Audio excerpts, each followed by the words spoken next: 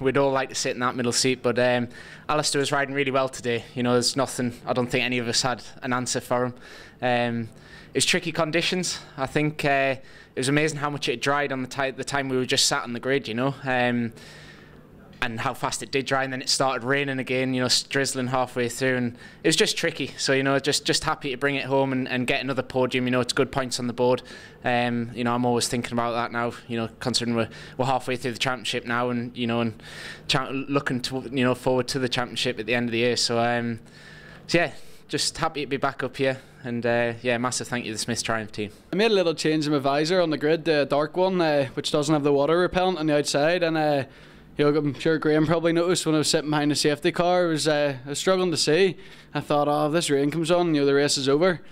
That didn't affect me at all, thankfully, so I quickly got that out of the head, and you know, you can hear the distinguished sound of the Triumph, and you know, Graham kept trying in a certain area where I'm a little bit weak, and you know, a line that Ben Wilson taught me did help me throughout the race to be a little bit more protective. I managed to get Graham back, and Alistair come by, and you know, you hate to admit it, he's super fast.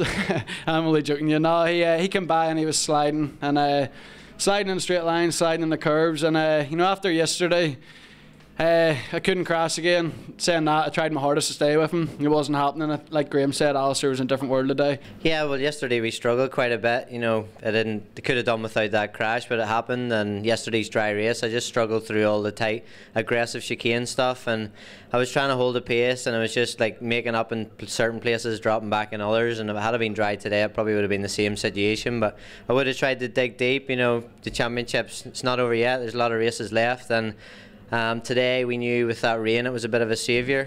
We go pretty well in the wet, but to be fair, big thank you to Andy and Boost and Hubert and the team. You know, they worked wonders on the bike, and we done quite a bit this morning after warm up to make it, you know, more rideable. And once it got greasy there, I was like nearly perfect feel out of the corners and into the corners, and I was just I needed to claw back, you know, maximum points today, and I could see I got a terrible start. I dropped back to 10th, and with the pace car out, I thought the laps are clicking down here, it gives me less of a chance to try and get back to the front. But once it went in, I just knew I had to get past the guys pretty fast, pretty quickly, and then once I got myself to third, Glenn and Graham were up front, and I reeled them in pretty fast. But it's alright reeling them in, it's once you get to them you got to make passes, and to be fair, I was faster in quite a few areas, but it was where the bike was moving around and I didn't really mind it. So to get to the front, and then I thought they might have tried to tag on, I could hear them for sort of a quarter of a lap, half a lap, and then it kind of disappeared and my board said plus 2, and then I knew not to do anything silly to the end. But